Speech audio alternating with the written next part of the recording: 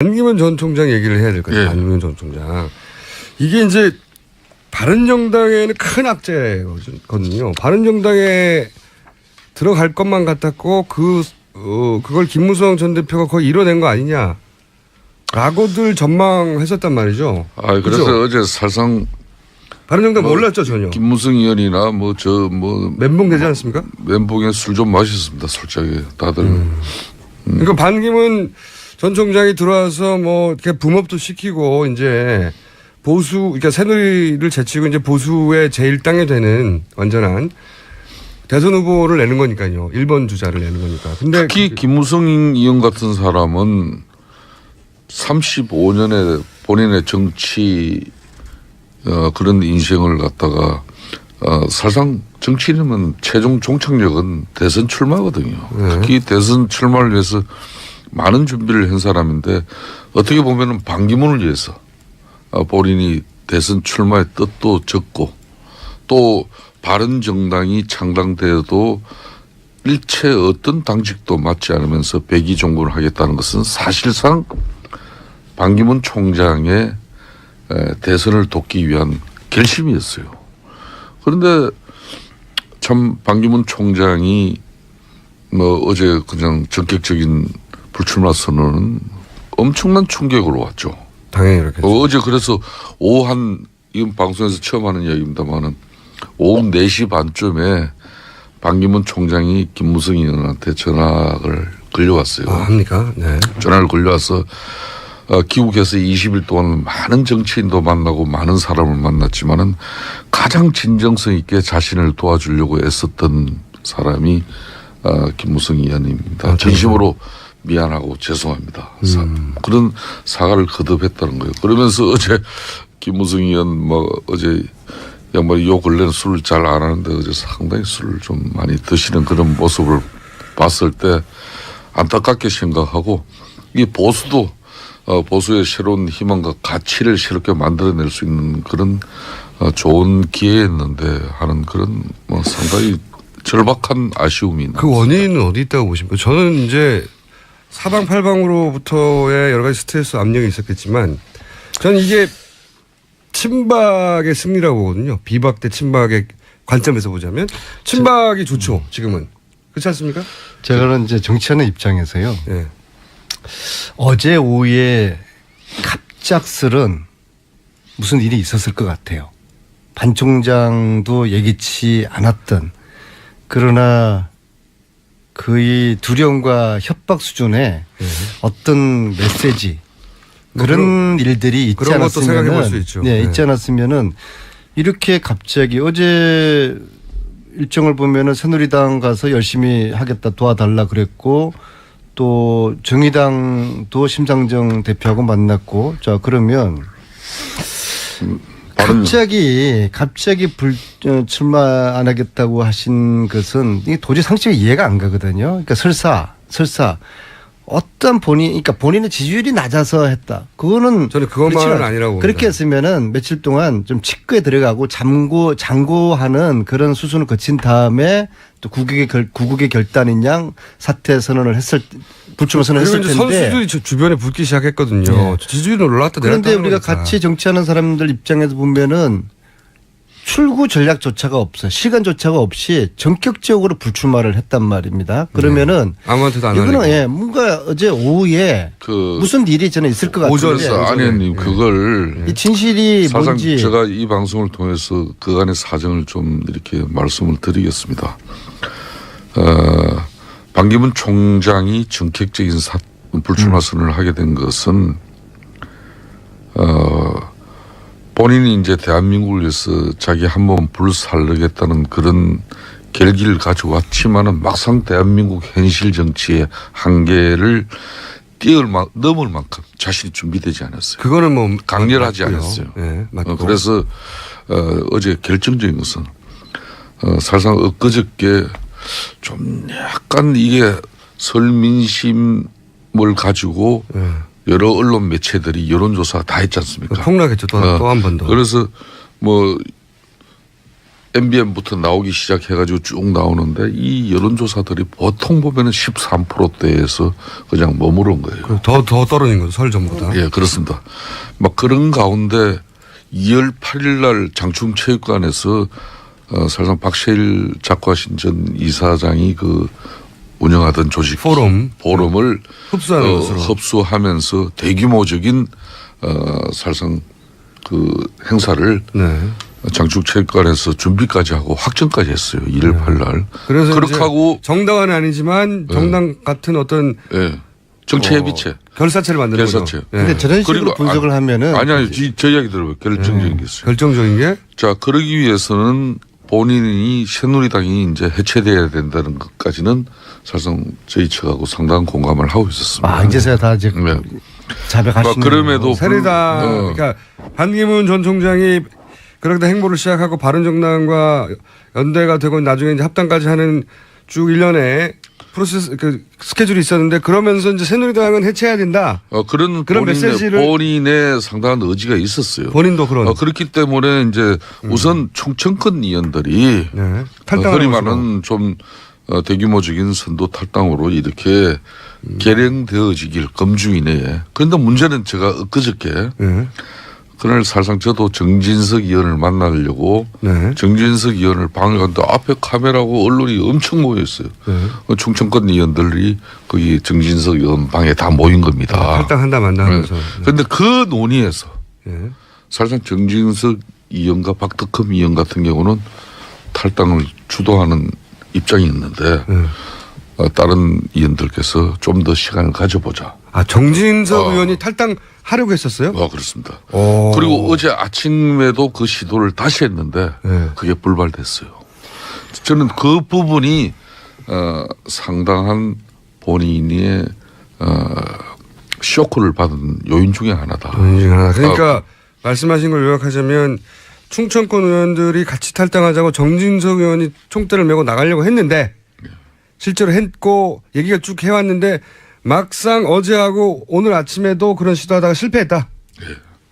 그리고 근데 그거 가지고 저는 그것도 영향을 미치긴 했겠죠. 그래. 그리고 중요한 여러 것은 가지 이유가 있겠지만요. 그 정도 가지고는 이 상황 설명이 안 되는 게 왜냐하면 그분들이 그러니까 탈당하지 않게 만드는 압력도 존재했겠죠 아마도. 그러니까 동시에 작용했지 않을까요? 일단 정치적인 행위라는 거는 네. 그 사람의 평소에 성향이나 성격이나 스타일이 반영되는 거거든요. 네. 반기문 총장님의 스타일은 신중하고 소위 말해서 뭐 기름장을 하고 그런 그러니까 별명이 있을 만큼 출마도 어렵지만 그 불출마도 쉽게 결정하지 않는다 그런 말씀이죠. 어제 같은 네. 전격적인 불출마는 반기문 총장답지 않는 정치적인 행위였거든요. 굉장한 그렇다 결단입니다. 그러면은 예. 뭔가 저는 지금 김성태 의원님이 설명한 거 말고 예기치 않은 뭔가 저는 어떤 일이 있을 거라는 그런 저는 생각을 합니다. 안현님 불필요한 억측과 주장을 이미 낙마하신 분을 이야기할 필요는 그러니까 없는 하여튼 거고. 저는 뭐 그건 밝혀질 거라고 보고 어제 오후에 국회 정론관에 전격적인 정의당 심상정 대표를 만나고 바로 정론관으로 가버린 거 아닙니까? 그렇죠. 거기서 네. 놀란 거예요. 그렇죠. 사람들이. 예, 놀란 건데 그 뭐 관둘 안 만나도 되잖아요. 본인이 기자회견문을 어제 새벽에 본인이 직접 작성해가지고 이미 양복 안주머니에 그게 있는 상태였어요. 아니 그러니까 그게 어제 이전에 발생한 인생을 그러니까 혁명적으로 살아온 김어준이나 김성태나 안민석 정도의 면은 그런 행위가 이해가 돼요. 근데 반 총장님의 평생 살아온 스타일로서 이 행위가 이해가 됩니까? 많은 사람들에게 민폐를 끼치는 거거든요. 실제로 또. 왜냐하면 새누리당도 그렇지만 본인을 보고 준비했던 사람들이나 그게 쉽지 않은 결정이었던 건 분명한 것 같아요. 아무튼 잘 간밤에 접으셨고요. 예. 대한민국 국가 원로로서 역할을 잘 해주실 소주 기대합니다. 매출량은 어젯밤에 상당히 늘었을 겁니다. 그래서 아니 그걸 좋아하시는 분도 있기 때문에 아니, 결정적인 불출마 배경은 한마디로 정치권과 또 한편은 일부 언론의 집요한 네거티브. 이 공세도 이 본인이 한편으로는 제일 감당하기 어려운 부분 중에 하나가 결정적인 거는 안 될 것 같으니까 접은 거죠. 그러니까 주변 이유로 다 포함될 수 있어요. 그런데 말씀하셨듯이 저는 한 가지 이제 안민석 의원님한테 동의하는 건 본인의 스타일과 좀 다르다. 너무나 전격적이고 본인이 이제 신세진 사람들한테 패키징을 굉장히 싫어하는 스타일이라고 알려져 있고 그런데 지금 신세를 많이 졌단 말이죠. 두루두루. 그리고 본인만 바라보는 세력도 있고. 아니, 그런데도 또 특히 그저께 개헌론 매개로 해가지고 빅텐트론도 제안하셨고 거기까지만 해도 이제 그랬으면은 그런 게 아니었는데. 애들 뭐 불장난하는 것도 아니고 이거는 전혀 이거는 그래서- 반기문답지 않는 맞아요. 그런 예, 행위였죠. 그래서 저는 어제 무슨 일이 그건 있었다는 동의합니다. 제가 이 좀 어젯밤에 많은 내용을 좀 이렇게 수집하고 분석해 봤는데요. 예.